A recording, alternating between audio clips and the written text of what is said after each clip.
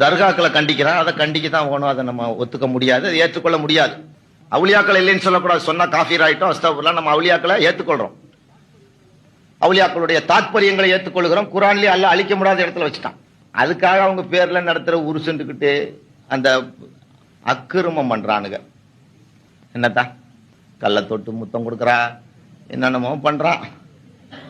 நான் நேற்று கூட ஏர்வாடிக்கு போயிருந்தேன், ஜும்மா அங்கதான், முந்தா நேற்று ஜும்மாவுக்கு அங்கே பயான் பண்ணிட்டு அப்புறம் நைட்டு சிக்கல் ஒரு கூட்டம் பேசிட்டு அப்புறம் உள்ள கூட்டு போய் எனக்கு பாத்தியாவா என்னன்னா ஒரு போகிறோம், ஒரு தர்கா இருக்கு, அங்கே பார்த்தோம் யாரோ ஒரு நாதாக்கள், அல்லாஹ் உங்களை பொருந்தி கொண்டது போல என்னையும் பொருந்திக்கட்டும் சொல்றது தப்பு இல்லை. உயிரோடு உள்ளவங்களை பார்த்துட்டு சலாம் சொல்லாம போனா எவ்வளவு பெரிய குற்றமோ அது மாதிரி.